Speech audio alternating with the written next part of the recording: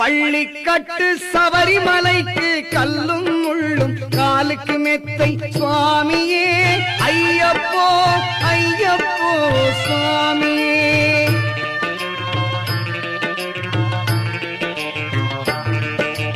நெய்யபிஷேகம் சுவாமிக்கே அக்குர தீபம் சுவாமிக்கே ஐயப்பன்மார்களும் கூறிக்கொண்டு ஐயனை நாடி சென்றிடுவார் சபரிமலைக்கு சென்றிடு